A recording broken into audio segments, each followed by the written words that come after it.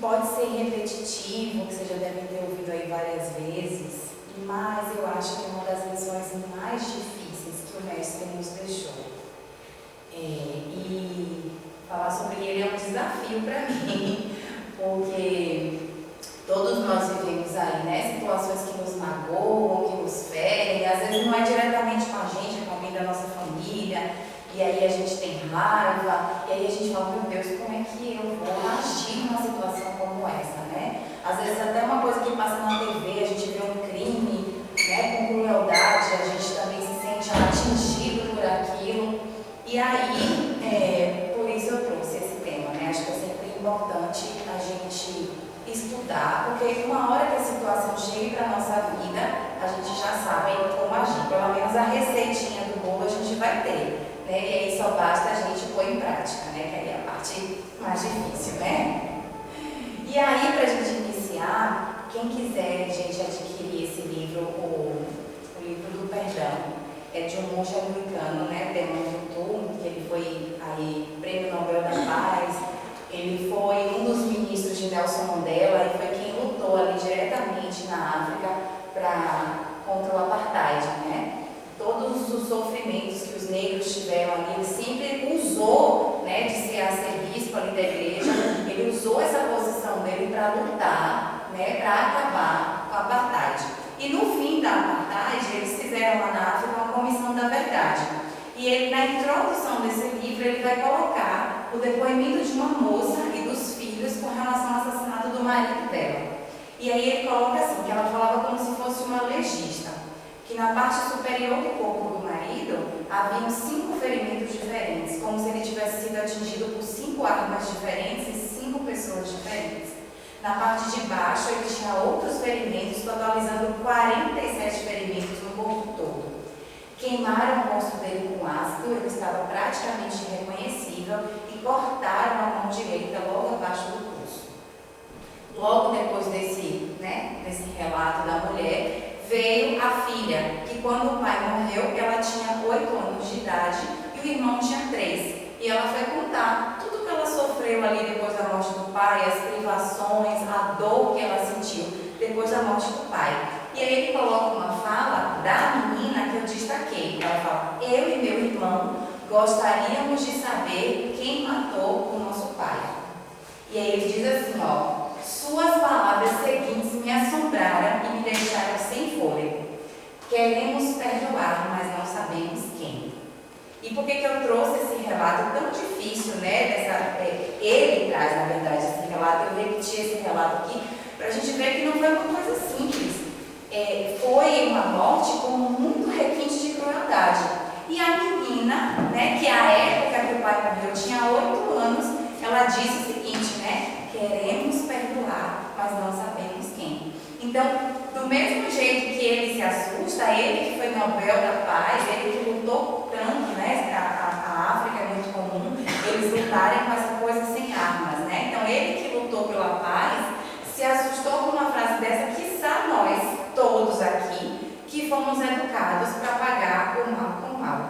Né? Antigamente, eu já falei aqui outras vezes, antigamente a gente tinha, os pais diziam assim, né? Foi para a escola, brigou com o coleguinha, apanhou, chegou em casa apanhado, apanha de novo, porque eles achavam que a gente tinha que pagar o mal com o mal, que a gente tinha que se defender. E até hoje a gente fica meio perdido de como que a gente vai agir. Né? Lá no centro, no Jesus é o Caminho, dia de sábado, eu participo da evangelização infantil e eu fico no grupo de pais. E uma mãe falou, eu não sei como ensinar o meu filho, né? Essas coisas de briga de escola, como que eu faço? Mas se ele não reage, ele não vai ser tido como bobo, ele não vai aprender a se defender. Como é isso? Né? Então a gente até hoje não sabe muito como agir. No capítulo 12 do Evangelho segundo o Espiritismo, que trata sobre amar os inimigos, o primeiro trecho que Kardec põe lá, está em Mateus, que Jesus disse assim, ó, ouvistes o que foi dito, o que era dito no Velho Testamento, amai os vossos amigos e odiai os vossos inimigos. E aí Jesus trouxe uma nova ordem de coisas. Ele falou, eu, porém, vos digo, amai os vossos inimigos. Orai por aqueles que vos perseguem e caluniam. E é isso que a gente precisa ensinar aos filhos, porque eles precisam aprender isso desde novos. A gente precisa aprender isso também, que é o que a menininha falou, né? A gente quer perdoar quem matou o nosso pai, mas a gente não sabe quem é. Porque desde nova ela já tinha esse sentimento, já tinha essa nova ordem de coisas dentro do coração dela, que era amar os vossos inimigos, orar por aqueles que vos perseguem. É fácil? Não é fácil, mas a gente vai trilhar um caminho hoje aqui para que a gente possa sair com uma ideia do que é o Evangelho nos diz sobre amar os inimigos. E aí, no capítulo 12, Kardec põe uma frase que eu destaquei aqui, que ele fala assim: se amar o próximo constitui o princípio da caridade, amar os inimigos é a mais sublime aplicação desse princípio, porquanto a posse de tal virtude representa uma das maiores vitórias alcançadas contra o egoísmo e contra o orgulho. Então ele vai dizer, né, se amar o próximo é fácil. Amar quem gosta do mesmo que eu gosto, né? Amar quem torce para o mesmo time de futebol que eu torço, amar aqueles que coadunam com as minhas ideias é fácil. Agora, amar aquele que é contrário a mim, aquele colega de trabalho que eu estou galgando ali uma posição e ele divido com ele e ele vai e rouba aquela posição de mim. Amar aquele que me trai numa relação conjugal, a lealdade que dispensa para o outro, de repente você é traído na sua lealdade. Por quê? Porque tudo isso dói. Quando a gente conta, né, uma pessoa que foi traída, uma pessoa que foi enganada, um colega desse que vai lá e trai a sua confiança, o coração chega aperta um pouquinho, né? Quando a gente lembra da situação. Mas por que aperta? Justamente por isso que ele fala, porque mexe no nosso orgulho, mexe, né? Como assim? A gente aprendeu isso. Como assim que eu não vou rebater isso? Como assim que eu vou levar esse desaforo para casa? Como assim que essa pessoa traiu a minha confiança? A gente fica com essa sensação de impunidade, de injustiça, né? A gente quer revidar porque a gente quer o que chamava antigamente do ponto de honra. Eu preciso defender o meu ponto de honra. Se eu não defendo, eu posso ser bobo, considerado como bobo, porque é como as crianças, né? Essa mãe lá sem saber, fala, não, meu filho vai ser considerado bobo se ele não rebate, se ele vai para a professora e fala, olha, aconteceu isso, e a professora que não defende ele, né? Então a gente tem essa ideia da impunidade, da injustiça, se a gente não faz algo contra, né, aquele mal que a gente sofreu. Mas a gente também sabe que o orgulho e o egoísmo, os espíritos vão dizer a Kardec que é uma das maiores chagas da humanidade. Então, se a gente rebate, vira um ciclo vicioso. Alguém me fez mal e eu faço mal a essa pessoa. Quando que isso vai acabar? Né? E aí, quando a gente tem a luz da doutrina espírita, a gente sabe que a vida ela não acaba só aqui. Então, a ideia de eu não rebater isso, ela se torna muito mais tranquila para mim. Né? Na questão 886 do Livro dos Espíritos, Kardec vai falar sobre a caridade, né? Porque lá ele diz assim, ó, é o mais sublime, amar os inimigos, é a mais sublime aplicação da caridade. Porque quando a gente pensa em caridade, a gente pensa, a caridade é doar coisas, né? Essa blusa aqui minha já está ficando velha, saindo daqui, eu tiro ela, daqui a um tempo eu já dou para uma pessoa, aqui no centro faz uma campanha, eu vou ajudar, vou contribuir, vou levar alimentos. Essa caridade que a gente entende é a mais fácil. Mas olha o que Kardec perguntou, né, para os espíritos. Qual o verdadeiro sentido da caridade conforme entendido por Jesus? E aí eles responderam, em nenhum momento eles responderam doação. Não doação física, mas talvez uma doação interna. Benevolência para com todos. Não é ser benevolente só com aquele que é bonitinho comigo, com aquele que pensa como eu. É benevolência para com todos. Todos. André, mas esse pessoal lá que matou no apartheid com esse requinte de crueldade? Sim. Né? Benevolência para com todos. Indulgência para com as imperfeições alheias. Esse colega de trabalho lá, que ele quer tudo para ele, que ele quer que a promoção seja dele, que ele me traiu quando eu falei, né? Agora eu estou acompanhando um caso de uma amiga que é arquiteta e ela, por um deslize, não pediu para o rapaz assinar o contrato. Então ele foi lá, ela projeto, ele falou, não quero assim, muda, ela mudou, ele a sócia dela, aí, não quero assim, mudou de novo, mudou umas quase 10 vezes o projeto. E, no fim das contas, ele falou, não quero mais o serviço de vocês. Simples assim, não quero mais. E aí, ela foi para uma audiência essa semana, e eu acho que a coisa foi tão feia que nem me contar, ela não quis. Ela falou, depois que eu falo o que foi. Estou estarrecida. Né? Então, assim, a pessoa, não, além de ter usado o serviço delas, não quis pagar, né? E aí por uma falha, mas a gente ainda às vezes confia na pessoa. Você fala, puxa, eu não pedi para a pessoa assinar, mas a gente tinha uma relação, era uma pessoa conhecida que uma pessoa muito próxima indicou. Então, qual o sentimento que surge aí nessa situação? Né? E aí ele fala, indulgência para com as imperfeições alheias. É ser indulgente mesmo diante de uma situação difícil. Né? E, por último, perdão das ofensas. Então, André, caridade ou perdoar as ofensas? É. E aí a gente sabe que nós aqui todos estamos num processo. E quando você pensa que o perdão, ele vai lhe libertar, a caridade, é o que Jesus disse, ó, fora da caridade não há salvação. Então não é com relação ao outro, é com relação a mim mesmo. Sou eu nesse processo. O que a gente está fazendo aqui?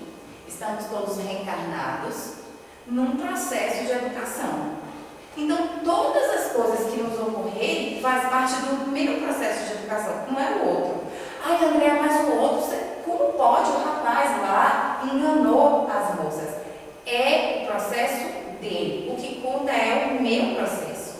Porque quando eu retornar para a pátria espiritual, quando cada um de nós retornar aqui para a pátria espiritual, não vai perguntar o que o outro fez, é o que você fez.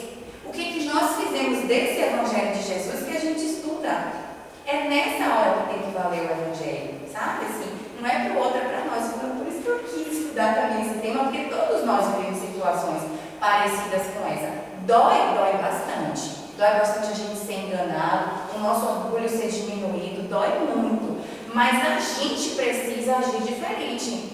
Por quê? Porque senão eu não saio de uma condição de um espírito imperfeito para depois uma condição de espírito bom. É isso que a gente quer?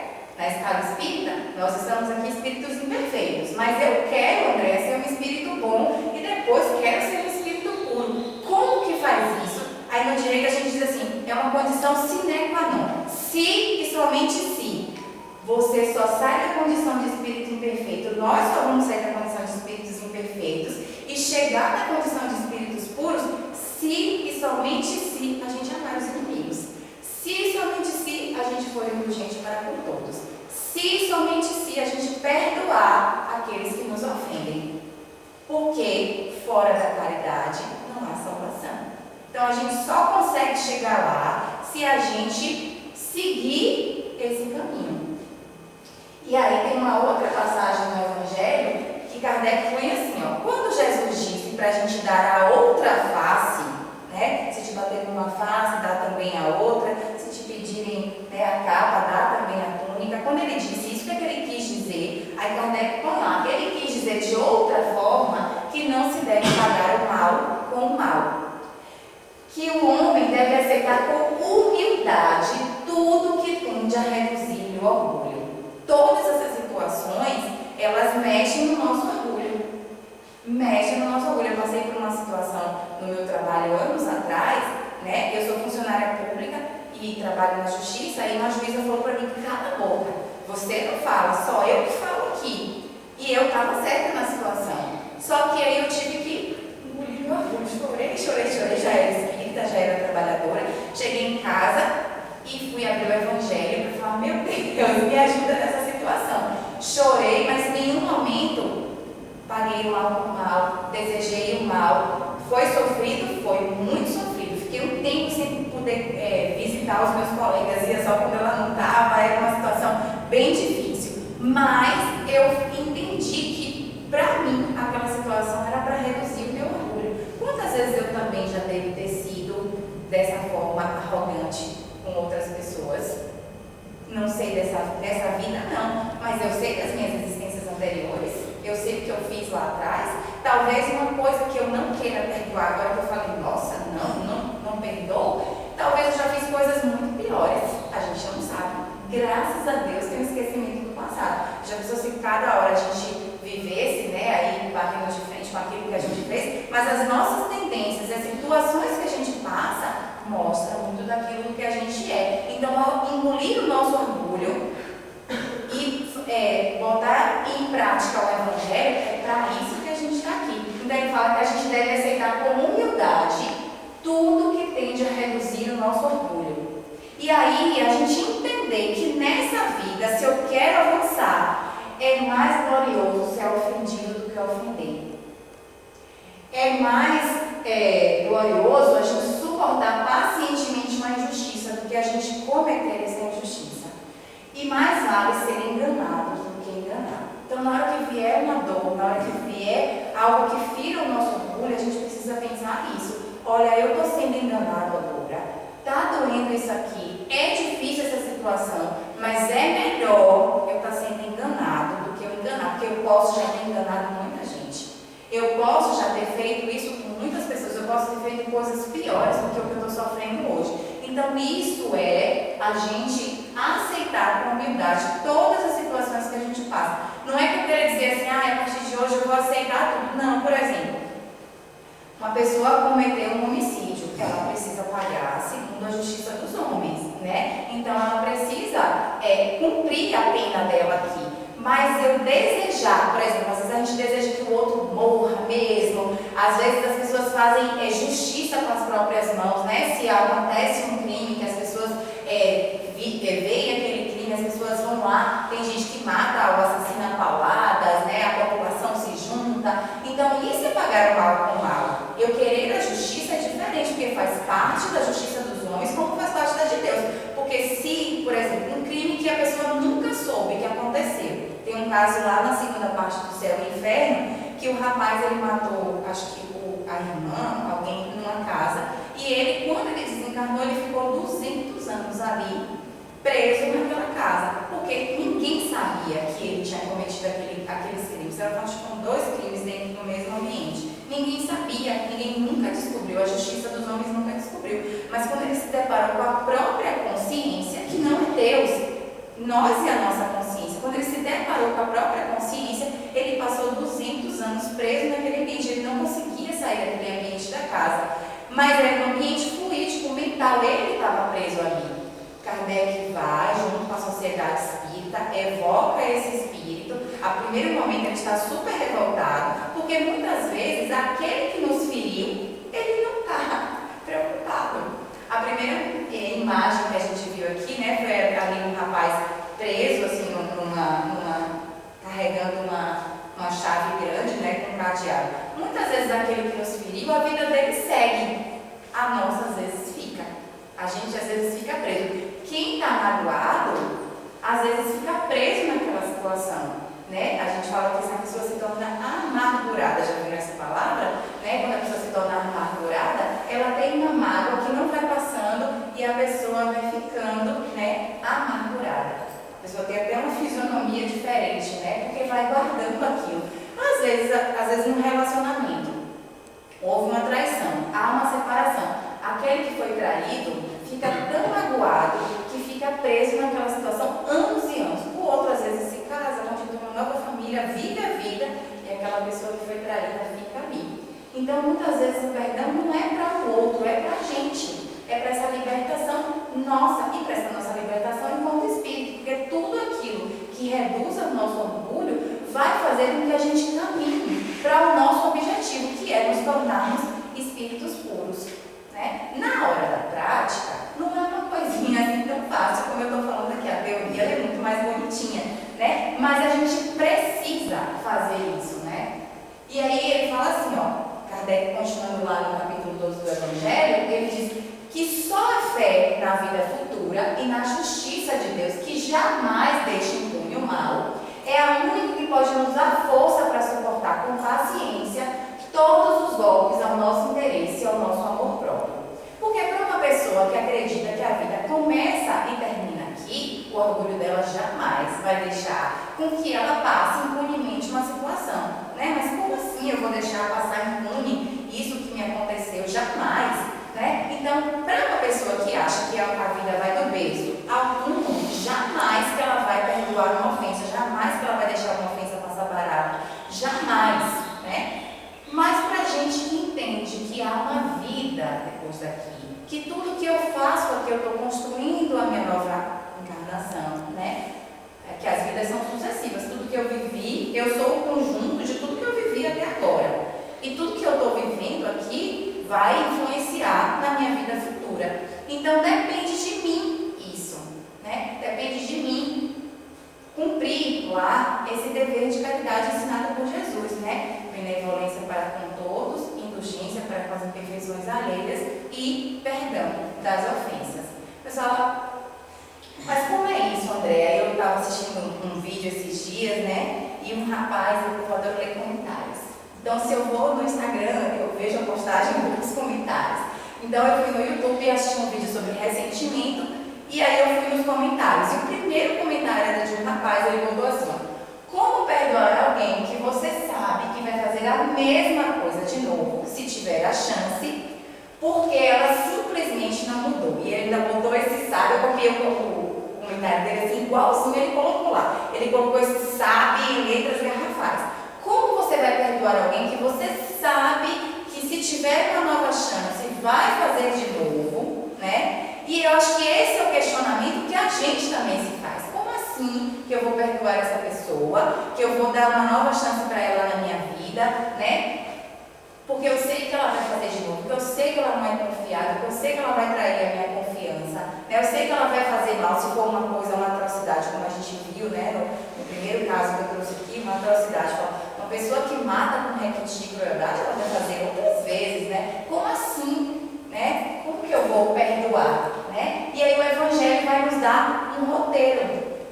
Né? Nesse capítulo 12, Kardec vai dizer assim, ó, que Jesus, quando disse amar aos inimigos, ele não quis dizer que a gente tivesse a mesma afeição que a gente tem por um inimigo que a gente tivesse por um amigo, porque é diferente, né? Quando a gente encontra um amigo, vir aqui, por exemplo, né? Se eu penso falando, que satisfação de vocês estarem aqui, a satisfação é nossa de vir aqui, há tantos anos que a gente vem aqui, encontrar vocês. Quando eu vou lá na Herculano Pires agora de manhã, a gente está fazendo um café da manhã antes das palestras, e é tão bom esse encontro nosso, né? Assim, lá todo mundo é muito amigo de muitos anos de casa espírita, então é uma coisa gostosa você encontrar os amigos, né? Mas quando a gente encontra o inimigo, Kardec vai dizer assim, é uma frase que eu gosto muito: o coração bate diferente na presença de um amigo e na presença de um inimigo. É diferente, né? Então ele diz assim, quando Jesus disse que amar aos inimigos, ele não quer dizer que a gente tenha a mesma afeição, a mesma confiança que a gente tem para com um amigo, porque até o coração bate diferente. Então o que é que Jesus disse que é amar aos inimigos? Aí ele diz assim, ó, é não guardar ódio, nem rancor, nem desejo de vingança. Porque muitas vezes a pessoa fala assim, uma coisa horrível, né? Um assassinato, uma pessoa fala, eu quero justiça. Mas às vezes a pessoa quer que o outro sofra, sabe? Assim, questão de estupro. Aí teve uma época aí que estava se falando da castração química. Mas isso é pagar o mal com o mal. O estupro é horrível? É horrível, né? Mas aí, de uma criança, então, nosso coração chega a dói. A gente pode nem ter relação nenhuma com aquela criança, mas o coração da gente chega a dói. Mas se eu sou a favor de uma pena de morte, se eu sou a favor de uma castração química, eu estou sendo contrário ao que Jesus me ensinou. Porque eu estou querendo pagar o mal com o mal. Então ele fala, é não guardar ódio, nem rancor, nem desejo de vingança. Então é trabalhar no nosso coração esse ódio, esse rancor e esse desejo de vingança. Porque quando a pessoa fala assim, eu quero justiça, muitas vezes ela não quer justiça, ela quer vingança. E aí Kardec traz um outro ponto importante, que quando eu tenho esse desejo de vingança, esse desejo de vingança me liga ao meu agressor, muitas vezes para além dessa vida. Porque se, por exemplo, a pena de morte, morreu, mas ele continua, a vida continua.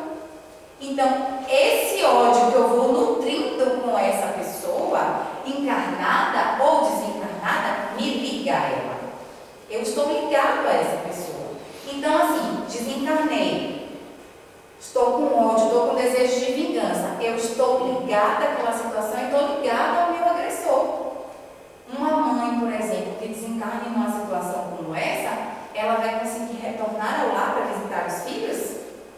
Não vai. Não vai. Porque ela está vinculada àquele desejo de vingança. Ela está vinculada naquela energia.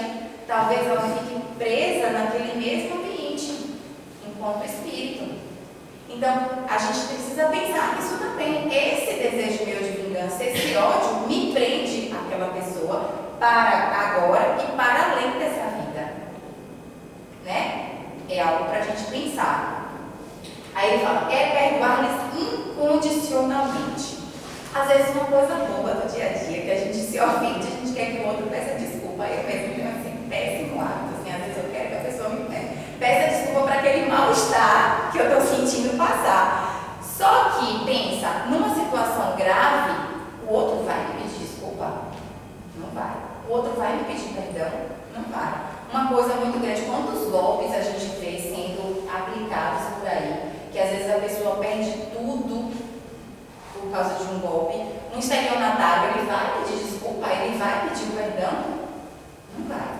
Então é isso que ele fala, perdoar incondicionalmente. Às vezes a gente quer que o outro venha pedir perdão, que o outro reconheça que ele errou. Mas às vezes, um estelionatário, por exemplo, quando o estelionatário ele é preso, ele tem orgulho, ele é vaidoso, ele conta o crime, isso é comprovado, né? Ele conta o crime ali com detalhes, sabe por quê? Porque ele fica vaidoso de como ele foi esperto de enganar muitas pessoas.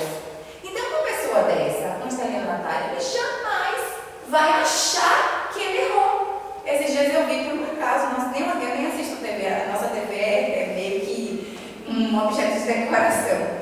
E aí, mas eu vi em algum lugar uma moça que foi presa, ela estava na casa de uma idosa já para fazer um empréstimo.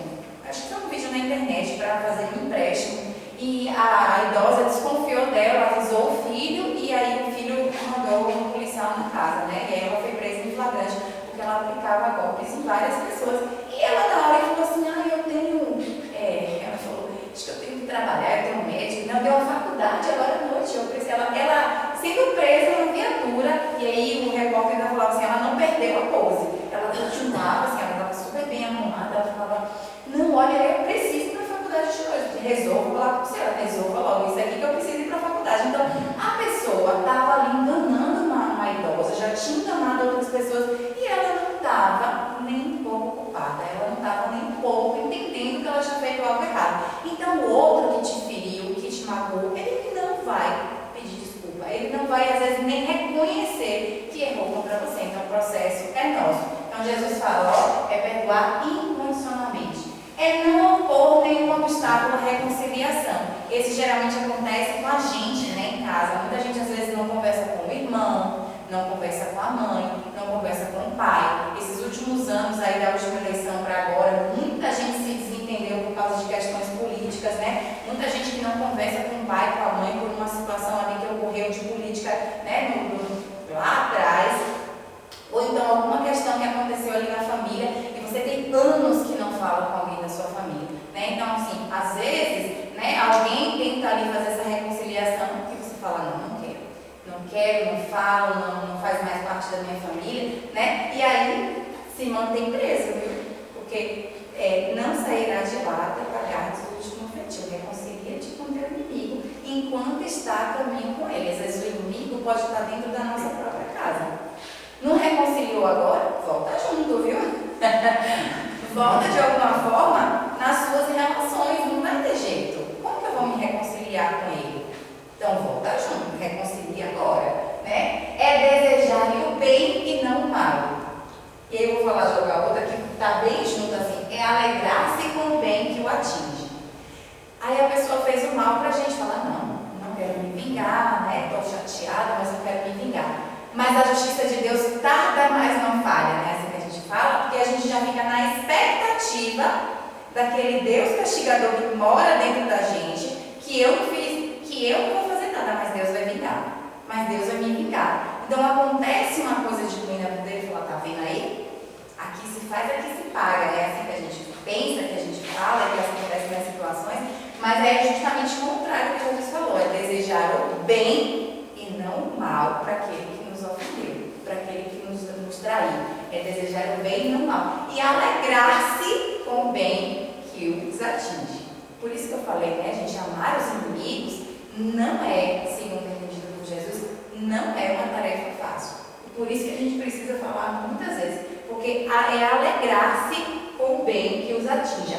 É estender-lhe a mão no momento de uma necessidade. E abster-se por atos, palavras, de tudo que possa prejudicá-lo. Eu acho que esse ponto é muito importante. Por quê? Alguém nos ofende, aí a gente conhece uma pessoa em comum que me ofendeu. Aí você conhece a mim, eu vou lá e te conto. O que acontece? Você também fica com raiva da pessoa. Aí eu conto pra você também fica com raiva. Fala, olha, fulano, lá do centro, a Roseli. Não acredita, a Roseli parece tão boazinha, você não acredita que a Roseli fez comigo. Aí conto. E saio contando pra todo mundo que conhece a Roseli e que me conhece e que gosta de mim. Porque quando você gosta da outra pessoa, né? Você vê que alguém fez alguma coisa de mal, o que a gente faz? A gente fica com raiva. Aí fala, poxa, não acredito que a Roseli fez aquilo. Aí cria uma raiva. E aí um conta pro outro e aí daqui a pouco o centro todo tá contra a Roseli. O que a gente faz? E isso acontece nas nossas vidas, a gente cria uma onda mental negativa em redor daquela pessoa, uma onda de raiva. Então, olha, gente, aconteceu uma coisa ruim com a gente, conta para aquele mais próximo, porque é difícil não contar, né? É difícil não contar porque a gente está magoado. Então, toda vez que a gente encontra alguém, quando está cheio o nosso coração, é daquilo que a gente fala, né? A gente vai falando até aquilo se desfazer. Mas conta só para uma ou duas pessoas, não conta com um montão de gente, não lembra disso, fala cada pessoa que eu contar, a pessoa vai criar uma raiva e aquilo vai se estender por muita gente. Eu vou criar, vai ser muito mais difícil a reconciliação. Por quê? Porque eu já contei para outro, todo mundo está com raiva daquela pessoa, não sou mais eu só. Muita gente vai ficando com raiva. Esses dias eu vi uma famosa na internet, né? Que o marido traiu com umas 7 pessoas diferentes.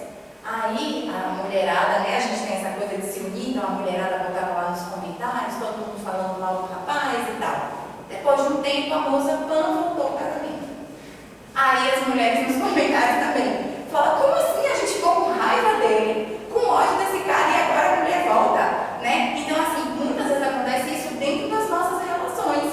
Uma pessoa que trai a outra, a gente conhece, aí a gente fica com raiva da pessoa que fez aquilo, e às vezes a pessoa se reconcilia e a gente não consegue perdoar. Né? A gente não consegue. Às vezes a gente tem uma amiga que o marido traiu, o namorado traiu, a gente fica com raiva, deixa de falar com aquela pessoa, às vezes o casamento deles volta e a amizade acaba. Por quê? Porque eu fui tão contrária àquilo ali que a pessoa se afasta de mim. Porque se eu sou contrária àquela relação, àquela reconciliação, então às vezes a pessoa se reconcilia e eu que fico de fora, porque eu tomei as dores do outro. Então assim, a gente já tem tantas dores nossas, né? Aí a gente ainda cria. Então essa coisa é muito importante, abster-se por atos e palavras de tudo que possa prejudicar essa pessoa. Então a gente ir contando para todo mundo o mal que a gente sofreu, isso vai criar um prejuízo para aquela pessoa, porque a rede de ódio, a energia, a vibração em torno daquela pessoa, ela vai ficar muito maior, né? Então é isso que Jesus fala para a gente, que é amar os inimigos. Mas uma coisa importante que a gente fala assim, perdoar não é esquecer. Eu vi uma charge tão bonitinha falando, esquecer é amnésia. A gente nunca vai esquecer o mal que nos foi feito, né? Aconteceu aquilo ali, a gente lembra de coisas da nossa infância, então a gente lembra do mal que nos foi feito, claro. Mas o que é o perdoar, na verdade, é a gente não ficar ressentindo. Porque cada vez que eu lembro com ódio, com mágoa, lembra de quando eu fico amargurado? Cada vez que eu lembro com ódio, com mágoa, eu ressinto.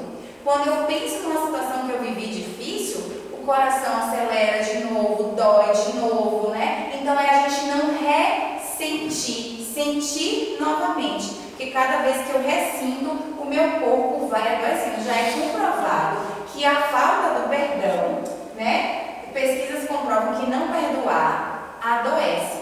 E aí uma pesquisadora aqui de São Paulo, ela apresentou em 2019 um trabalho no Congresso de Medicina aqui de São Paulo, que a falta do perdão estava ligada muito ao infarto. Então, ela fez uma pesquisa com mais de 200 pacientes e a maioria deles detectou que o infarto infarto do miocárdio estava ligado à falta do perdão. Porque cada vez que eu sinto, que eu revivo aquela situação com muita raiva, com muito ódio, o coração acelera, eu sinto todas essas situações de novo, aí eu falo que o cérebro vai trabalhando em superpotência, o coração vai trabalhando, né? E aí esse trabalho a mais do coração vai fazendo o coração adoecer. Então, para além de eu me libertar, para além de eu seguir Jesus, é uma questão de saúde pública agora. Virou uma questão de saúde e a gente sabe, né, que as nossas doenças são somatizações, né? Tem lá um fundinho moral, né? Tá no espírito, o cerne está sempre no espírito. O corpo, ele só está colocando para fora. Então, teve uma dor, tem uma doença, procura saber o que essa doença quer de mim. Às vezes é um perdão que você não deu lá atrás. E isso está interferindo na sua saúde física hoje. É uma pressão alta, né? E aí o Emmanuel tem uma mensagem que ele diz assim, ó: o amor pelos inimigos nos dá excelente recurso contra o desajuste circulatório, a neurose, a loucura, a úlcera gástrica, todo mundo aí que vive com as ites, né? As gastrites da vida, né? As úlceras gástricas pode estar relacionadas com uma questão moral. Pode não, sempre está, né? Sempre o fundo sempre vai ser o espírito, né? Sempre que estejamos em tarefa no corpo físico, porque ele vai dizer que todas essas questões da alma interferem diretamente no nosso corpo físico. Então, para além, né, do me libertar, né, o perdão vai me trazer saúde. E aí, ó, um excelente recurso contra a neurose, a loucura, porque muitas vezes eu fico ali pensando, calculando como é que eu vou me vingar, né? Tudo isso, ou revivendo essa situação, vai fazendo com que eu adoeça. E aí, esses dias eu vi um vídeo no YouTube, no Facebook, aquele canal Terapia, não sei se vocês já viram, uma pessoa passa na pia, lavando o prato e vai contando as histórias da vida dela. Eu adoro esse canal, de vez em quando eu passo lá várias histórias. E uma menina contou que quando ela era criança, a mãe dela doou ela.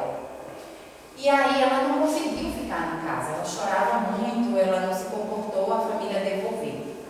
Aí a mãe dela foi, que antigamente a doação era assim, né? Você dava a criança, não tinha essa coisa de entrar numa fila de adoção, era muito comum, né? Eu mesma foi assim, a minha mãe morreu e eu fui doada, né? Então assim, antigamente era muito comum essa coisa do doar, né? A criança, ou você dar uma tia para criar, você, né? Era uma coisa muito comum, sobretudo no Nordeste.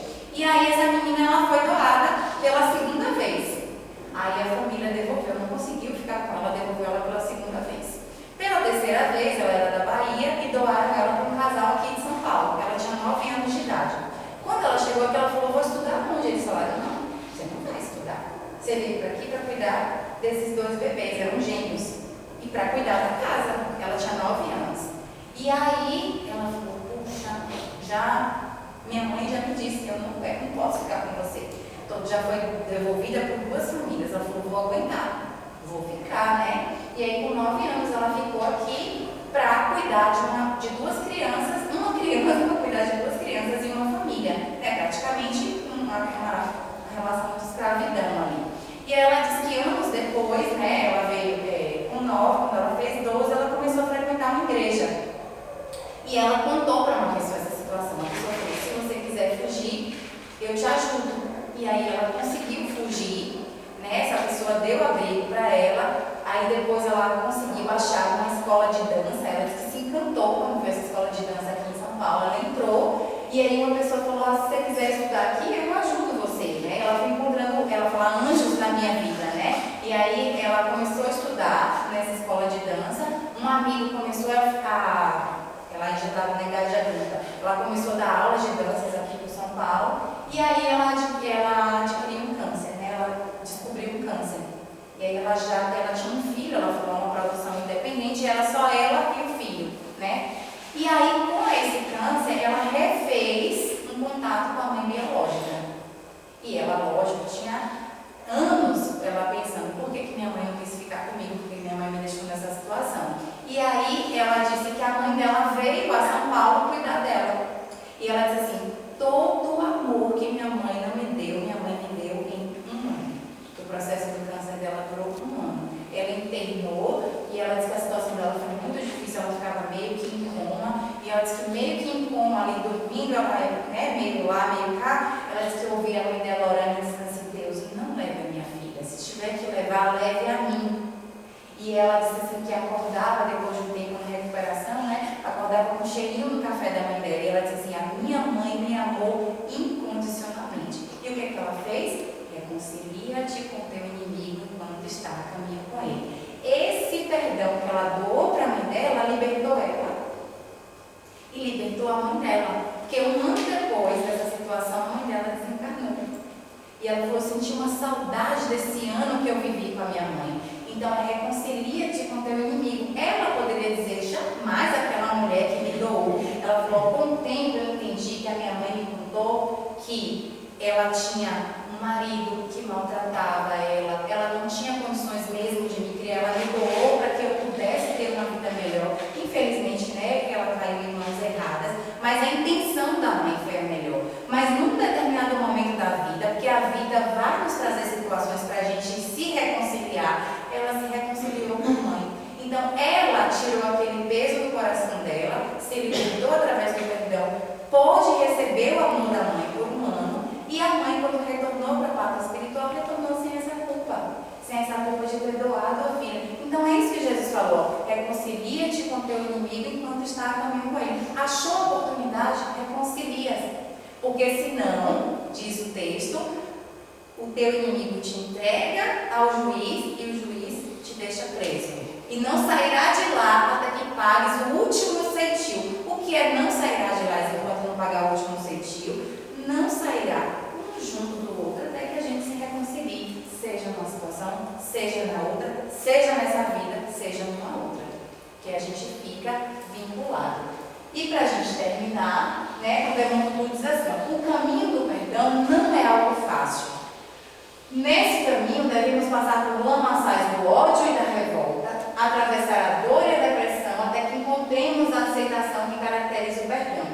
Alguns dias parecerá que cada passo que a gente deu à frente, recuamos dois atrás. Mas o perdão é uma jornada, é um caminho. Então a gente tem que entender, é um dia após o outro, né? É orando, é tentando não desejar o mal, né? Seguindo toda aquela listinha lá que Jesus nos deu. E aí, no livro do André Luiz, ele diz assim: a existência humana é uma coleção de testes em que a divina sabedoria nos observa com vista à habilitação à vida superior, que é aquilo que eu disse. Tudo que a gente está vivendo aqui é para que um dia a gente possa se tornar espíritos puros. Então, é um conjunto de testes que a gente está passando.